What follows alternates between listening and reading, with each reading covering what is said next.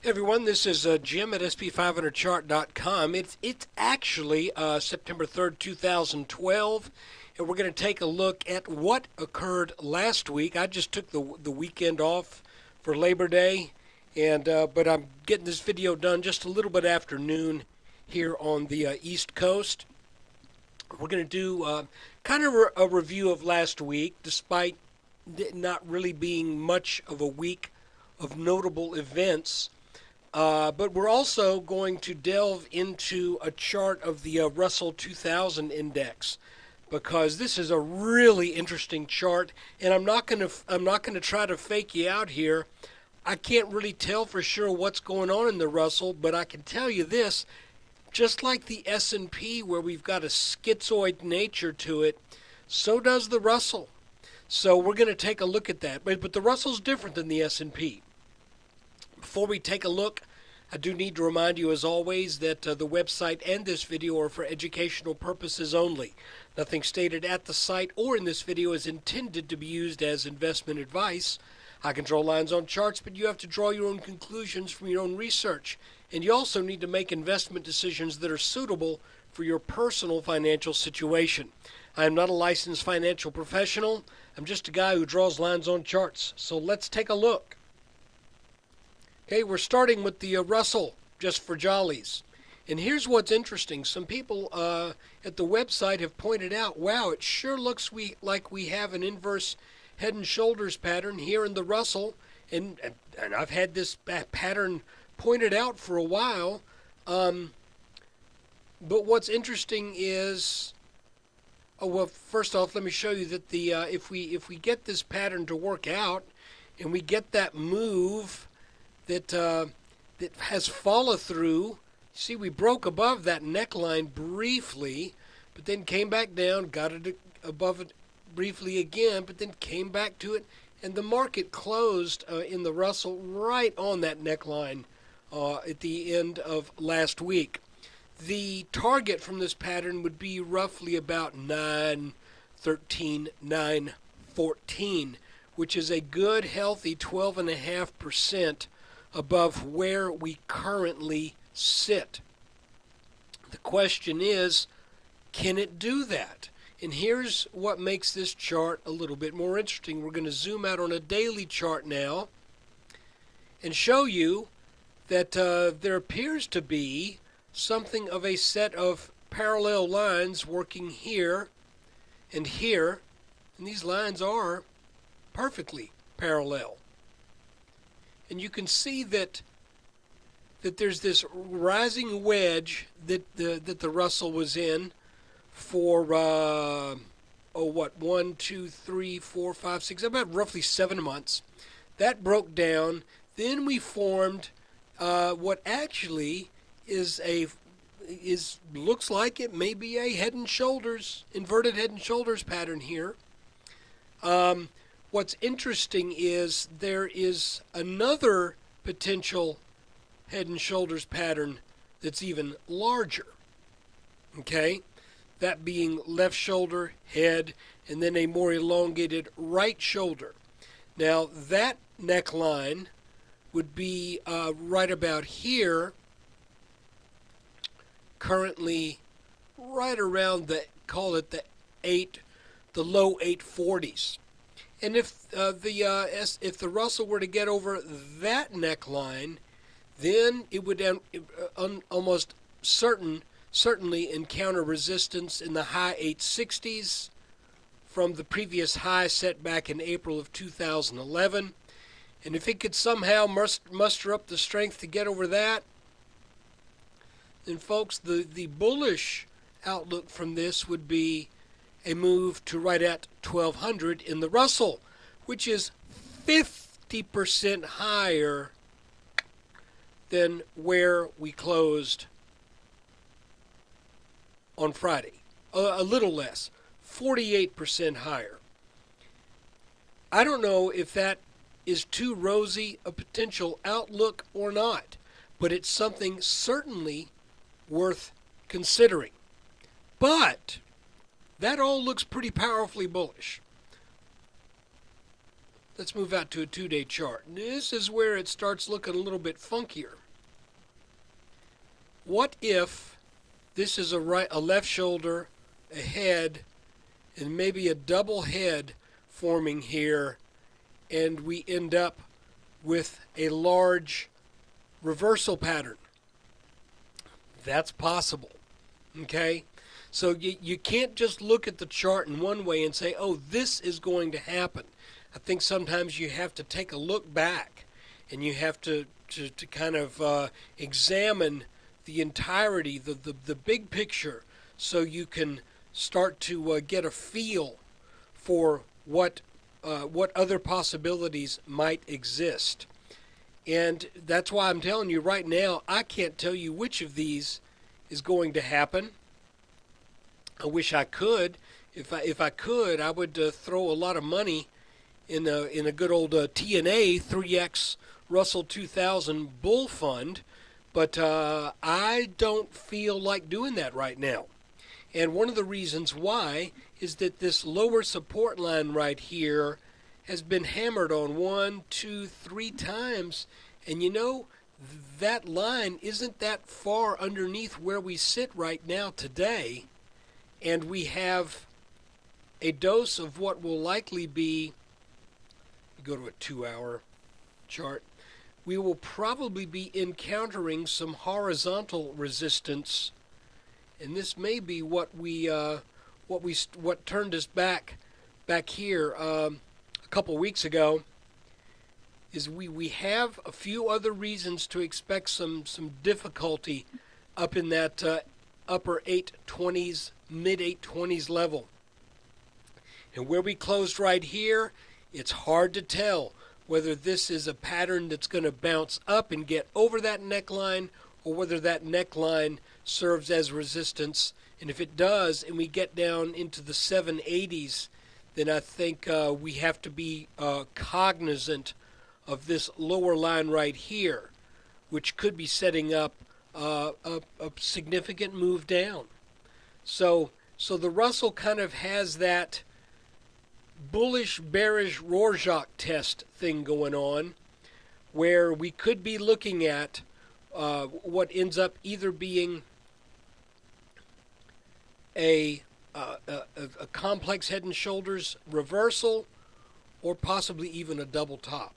But this is speaking way out into the future, probably into 2013. But the line to watch in the Russell, if you're a bull, would be getting over any of these lines right here. And frankly, I would say get over this one, because that would be an even larger inverted head and shoulders pattern.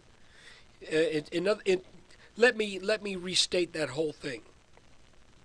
If this is a legitimate head and shoulders pattern right here, then the Russell, if it breaks out from this pattern, and this pattern fulfills, once we get up over the mid 860s into 880, 890, then the handwriting is on the wall for that move way on up there to potentially as high as 1200. But if the Russell just hangs out in this area, I don't know that I'm that excited until there is a clear indication that the Russell is ready to plow on up for another major leg higher. As long as we're under that level right here, I'm going to have the suspicion that this could turn back at any time, and this could be one of those things that looks like a certain thing, looks like an inverted head and shoulders, but maybe doesn't pan out. So the other thing I want to show you is we had this head and shoulders top right here, and we did not quite make that minimum target of that top. And some people have talked about how head and shoulders patterns sometimes end up doing what they call either a head test or a right shoulder test. And the right shoulder test would be where this black line is right here.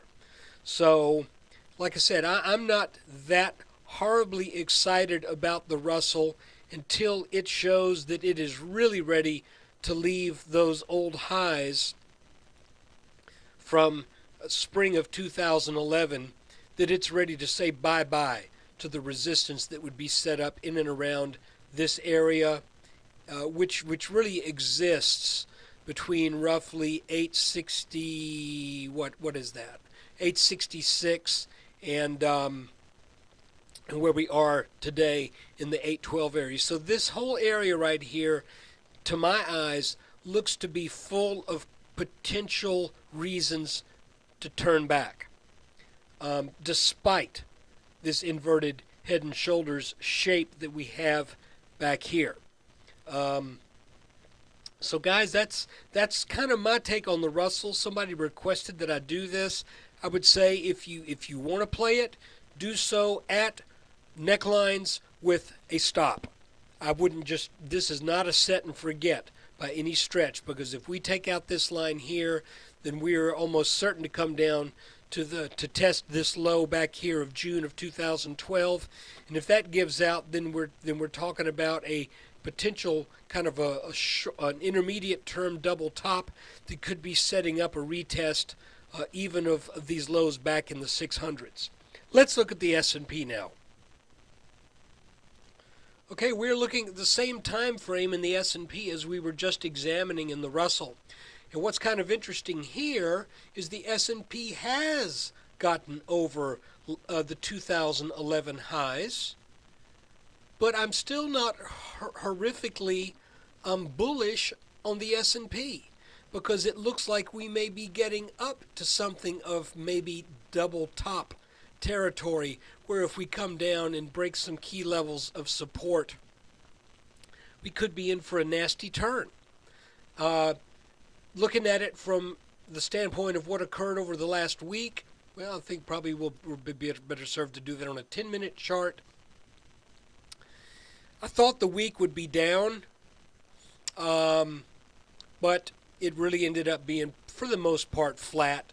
We had that one pretty seriously down day on the 30th where things looked pretty rotten, and it looked at that point like we may be even putting some pressure down on this, what I'm drawing here as a potential neckline to a head and shoulders-ish looking pattern.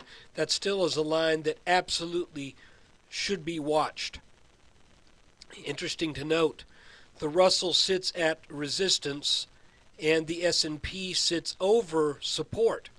So if the if the Russell starts to turn down, then I would look for the S&P to come down and make a serious test of these levels around 1400.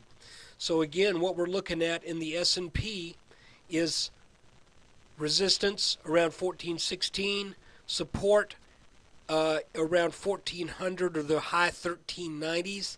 And until one of these goes, you know, I mean, that's kind of like saying, until I'm rich, I'm poor. But the fact is, until this line gets taken out here, which has shown itself to be stubborn, or this line gets taken out down here, which has shown itself also to be stubborn, we're range bound in about a 17 to 18 point range. So whatever gives first, that's likely to set up a move in the direction of which one of these lines breaks first. And I'll remind you again that if this line breaks, it will break at such a time that the minimum target would be taking out both this rising support line and this rising support line.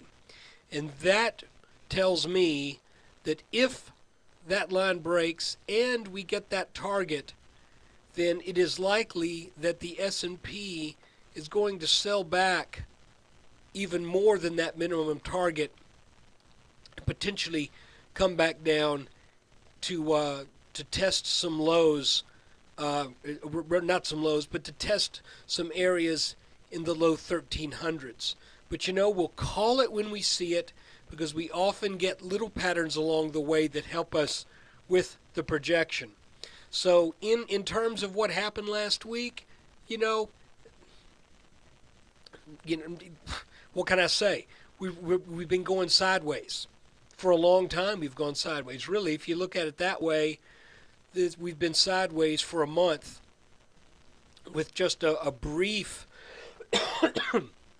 trip up into the 1420s before coming back for more work just over 1400 to the 1416, 1417 level.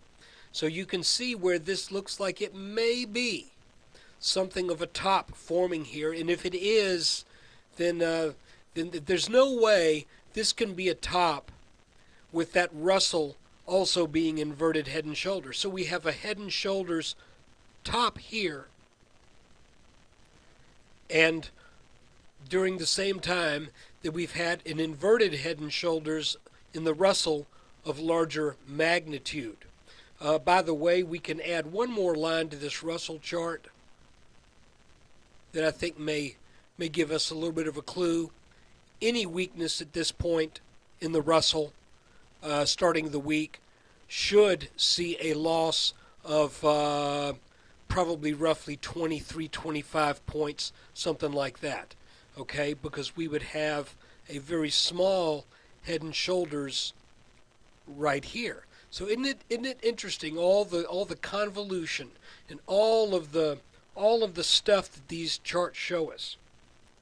And looking at the S&P again, you can see how little how there just doesn't seem to be that much resemblance between the S&P and the Russell. Something of a divergent nature there. So guys, that is the weekend review, the weekly review, and the S&P analysis chart for last Friday. And I just want to remind you again that we're looking at this line and this line right here. 1416 resistance, roughly 1400, high 1390s support. Whichever of these goes, that's likely the short-term direction that the market will take. So, thanks for watching, and thanks for your support. Take care.